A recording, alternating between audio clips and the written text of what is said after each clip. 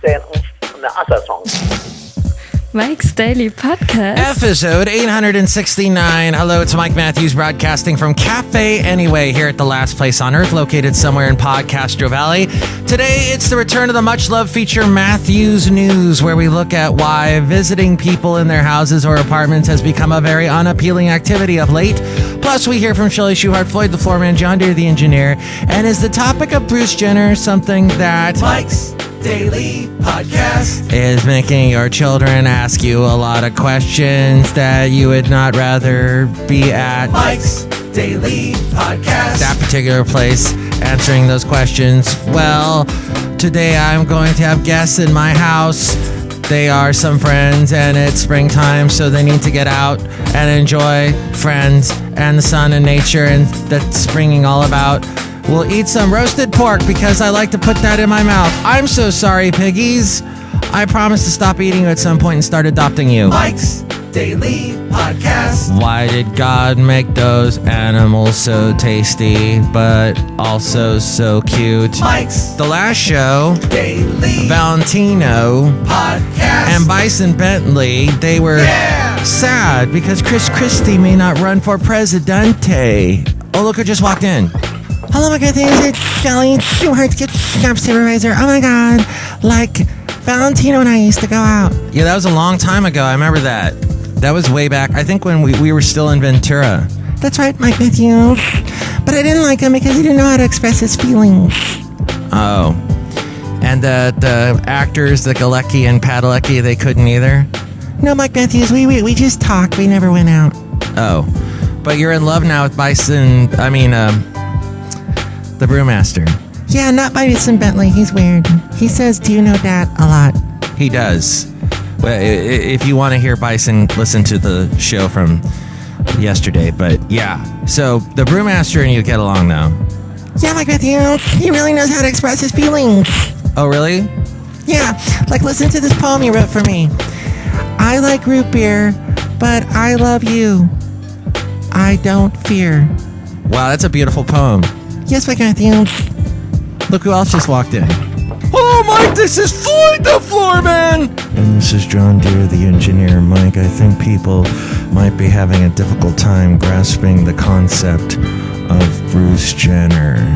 Yeah, in fact, Time Magazine has written a plan on how to help your children deal with it. How to talk to your children. Experts say it's important to get informed first. After Bruce Jenner's interview with Diane Sawyer this past weekend, he became the most visible transgender person in the country, if not the world. It's nearly impossible to go to the grocery store without seeing his face plastered over every tabloid cover. But how do you explain Jenner's transition to your children when they ask why a man is becoming a woman? To start, Michael LaSala, associate professor of social work at Rutgers University and a family therapist, says, before you talk to your kids about this, you need to think about it yourself. Parents need to do a self-inventory as to how they feel about the topics and to get straight in their minds what their feelings and thoughts and ideas are about transgender issues in general. It behooves parents to become as educated as possible on the topic before talking to their children about it. Then, with elementary-age children, it's best to keep the explanation very basic, says Elijah Neely, a clinical social worker who specializes in the transgender community. Sometimes children are born in little girls' bodies, but they know in their hearts that they are really a boy, Neely explains. And sometimes as they grow up, a doctor can help them become a boy. Your elementary age kids don't need any more explanation than that. Neely says that the conversations with the young children may actually be the easiest. Neely says, my experience has been that they are able to comprehend that often much more easily than adults. And then in middle school, Neely says parents should approach the conversation with middle schoolers the same way they might with their elementary school children. Sometimes people are born in the body of a boy, but they feel they are a girl. But to add more detail to the explanation, parents can start to teach their kids of this age about the difference between sex and gender. In general, sex is biological and gender is a personal identity. Neely says you can explain this difference and the trans community to adolescents by saying, for most people, the way they feel about themselves matches the sex that was assigned at birth. But for some people, their own internal sense of themselves does not match. Those people are called transgender, and they often transition so they can live in a way that fits. And then finally, high school. If your kids are a bit older, around high school age, it may be the actual transition that they're curious about, the how of Bruce Jenner becomes a woman. In that case, Neely says you would need to make sure you had, quote, accurate information in terms of transgender people being able to take hormones that help them look more like a man or woman, or that they also might have surgeries. Then LaSala cautions that kids of this age are more socialized and might be quicker to judgment or ridicule when they hear about a transgender person. With older kids, it may be important to have a talk about people and differences and trying to understand them rather than judging them and putting them down. Overall, Neely says it's best to let the children guide the questions. I often start with the more basic information, and then with a high school student would let them set the pace at which they want more information. That article there at time.com. Well, Mike Matthews, when I watch the Kardashians and I see Bruce Jenner, I think, oh my gosh, he's like so beautiful. You know, I get a little bit jealous of him because the guy is basically good looking no matter what he is. As a guy, he was, as a man in 1976 when he was at the Summer Olympics in Montreal. If you look at that picture of him, he is a good-looking man. He is on the cover of a cereal box. He's winning decathlons. Nothing can stop him. And now he's going to be this woman in better shape than I am. And he's on that Kardashian show, and he's surrounded by these beautiful women.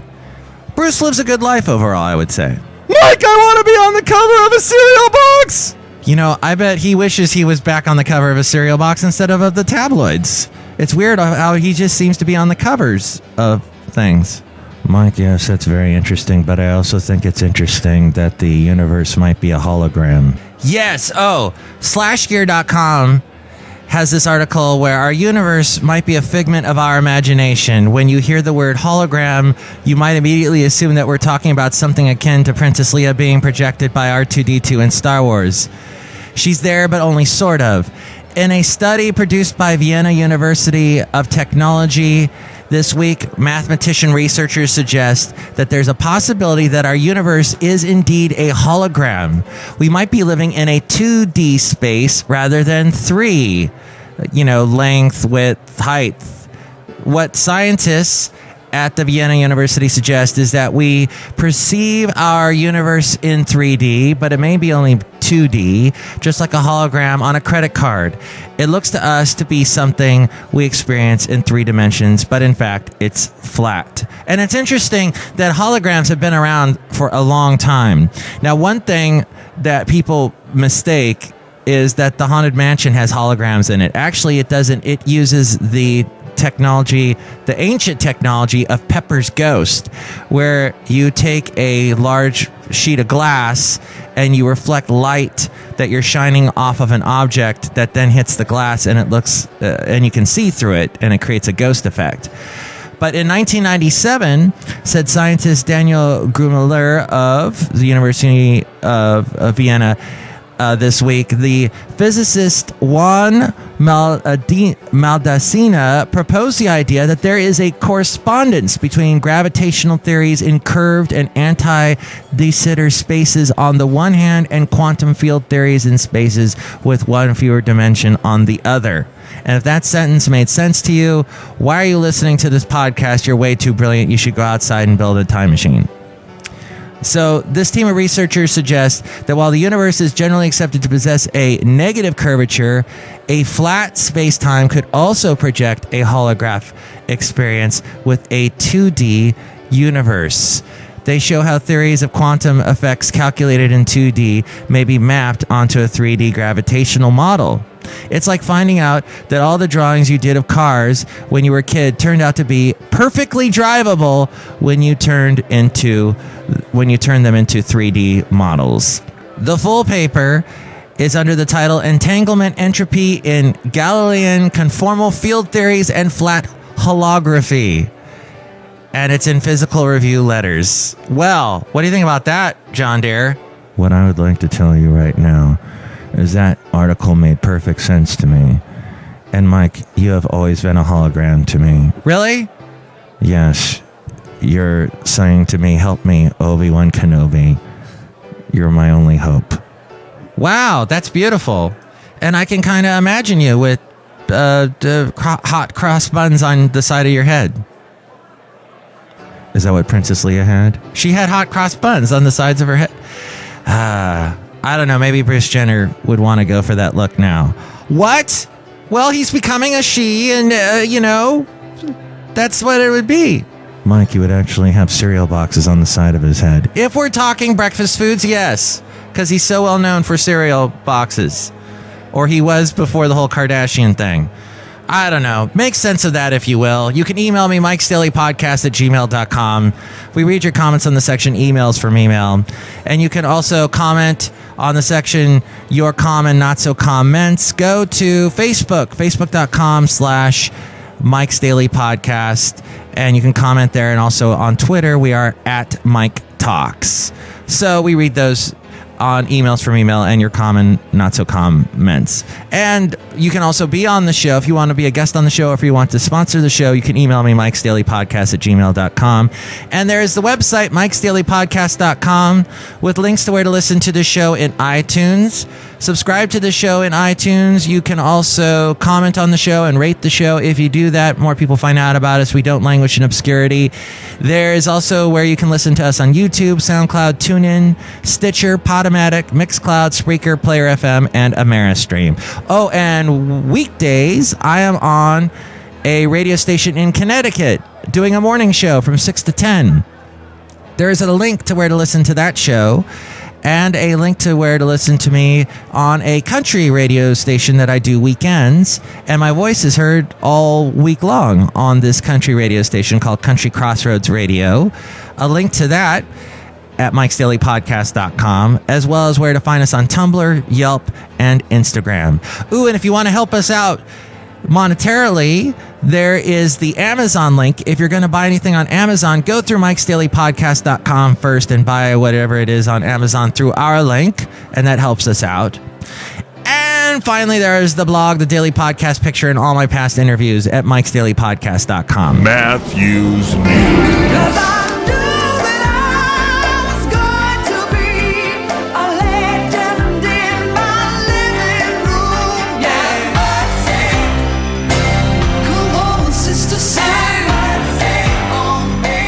Legend in My Living Room, that is Annie Lennox. That song should have been a #1 hit. Love that tune. From her big solo album, Diva, that had Why and Walking on Broken Glass. But this has to do with living rooms and living spaces.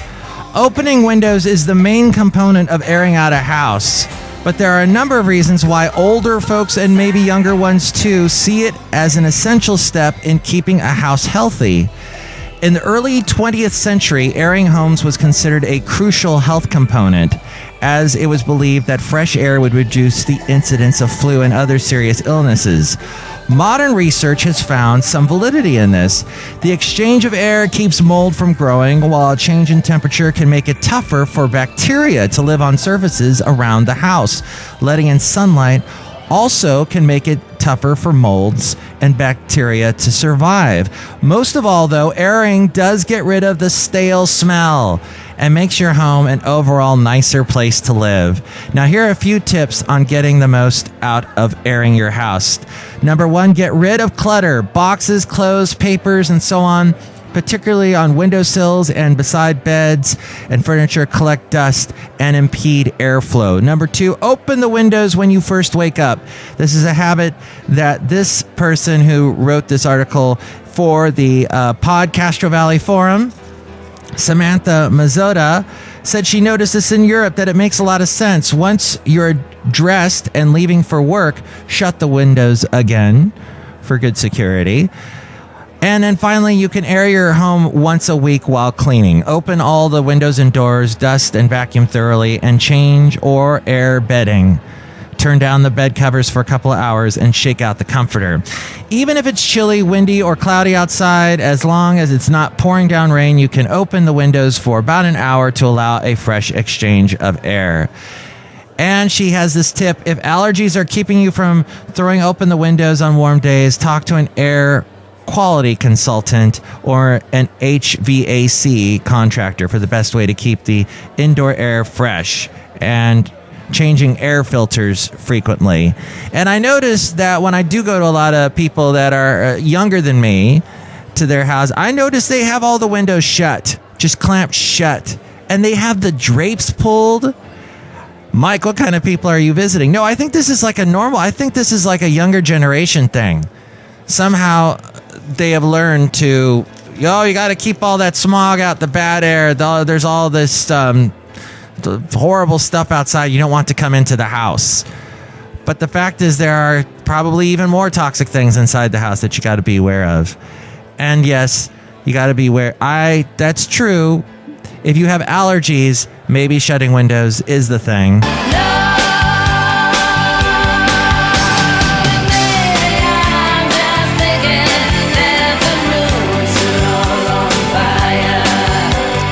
Maybe the rooms are on fire because you have allergies and a long, harsh winter is over and spring has arrived.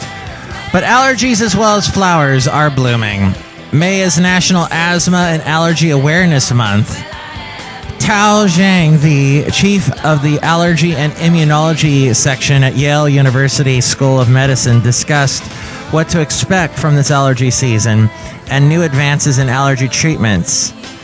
In spring and summer, many people are vulnerable to tree pollen and grass allergies, he says. Trees and flowers all seem to be blooming at once, and that means a sudden burst of different types of pollen at the same time. He says, we're predicting that this allergy season may be one of the worst in years, especially in the northeast of America. It lasts through June. Several types of trees, particularly birch, maple, box elder, oak, juniper, cedar, and pine trees, produce pollen that can trigger allergy symptoms. Allergic respiratory diseases, also known as allergic rhinitis, also sometimes referred to as hay fever, and allergic asthma, are inflammatory diseases that causes sneezing, itchy watery eyes, itchy running nose, and congestion, cough, and wheezing. For millions of sufferers, antihistamines and nasal corticosteroid medicine provide temporary relief of symptoms. For others, allergy shots or allergen subcutaneous immunotherapy are a treatment option that can provide long-term relief. Other than allergy shots, there is SCIT, or sublingual immunotherapy allergy tablets. Rather than shots, SLIT involves administering the allergens in a liquid or tablet form under the tongue, generally on a daily basis. It is similar in terms of effectiveness, and both have been shown to provide long-term improvement even after the treatment is ended. However, the treatment is only effective for the allergen contained in the shots or the allergy tablets. If an individual is allergic to ragweed and trees, the ragweed tablet shots would only help control symptoms during ragweed season. Allergy tablets have a more favorable safety profile than the shots, which is why they do not need to be given in a medical setting after the first dose. The primary side effects of allergy tablets are local reactions such as itching or burning of the mouth or lips, and less commonly, gastrointestinal symptoms. These reactions usually stop after a few days or weeks. So what can you do? According to the chief of Allergy and Immunology at Yale University School of Medicine, well, you can keep windows closed, as opposed to the last article that I was telling you about. Keep the windows closed during pollen season, especially during the day. That kind of makes sense, because when I lived in Florida, we would keep the windows shut because first off, there was pollen everywhere. if you had your car parked outside, there'd be all of this yellow dust all over your windshield. And also it'd be really hot, so you'd want the air conditioner on inside the house. Which it's completely opposite in California. You open your windows unless you live in an area. Well, here in the Bay Area, there's a lot of wind. There is some stuff flying around, and people do get allergies. But overall, I keep the windows open. And then also, it's not quite as hot and humid. But then also, they say stay indoors during midday and afternoon hours when pollen counts are highest.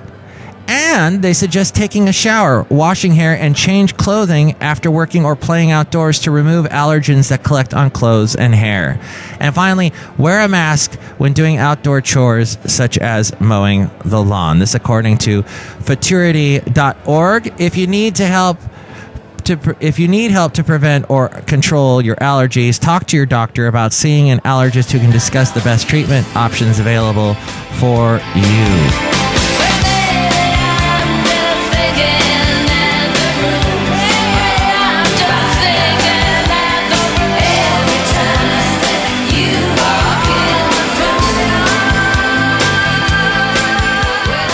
That is Stevie Nicks without the Fleetwood Mac as we go outside of Cafe Anyway here at the last place on earth located somewhere in Podcastro Valley. And here's today's podcast picture. So we did get a little bit of rain this year, a little bit, but yeah, we're in big drought conditions. You may have heard that we are going to be, basically what they're doing is, this is crazy.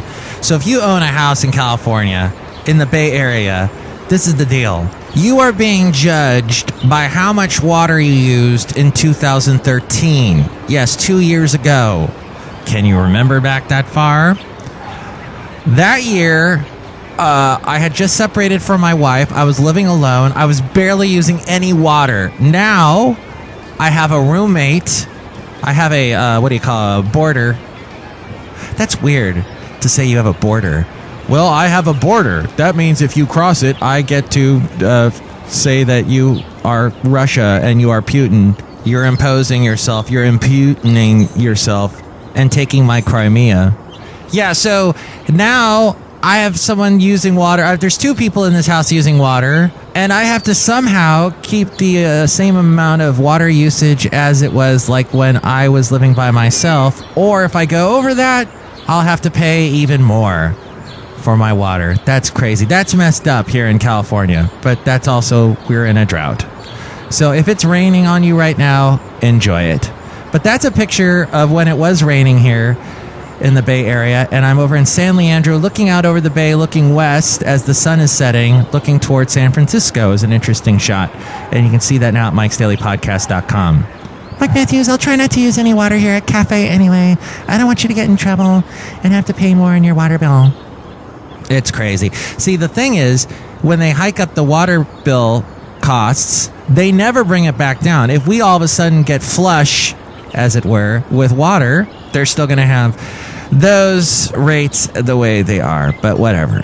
Don't be so depressed, Mike Matthews. All right, I won't. It's beautiful out here. Look how beautiful it is outside of Cafe Anyway. You're right, Chely, and you're in love. That's true. The birds are singing, and I am happy. That's good. And Stevie Nicks stopped singing, so I'm really happy now. Oh, boy. Next show, it's going to be another Into an Interview and another band from Seattle. This time, we're going to be talking to the Ramblin' Years. Plus, we're going to hear from Benita, the disgruntled fiddle player, and the brewmaster. Mike's Daily Podcast is written and produced and performed by Mike Matthews. His podcast is super easy to find. Download or listen to his show and read his blog at Mike'sDailyPodcast.com. Email Mike now at Mike'sDailyPodcast@gmail.com. See you tomorrow. Bye!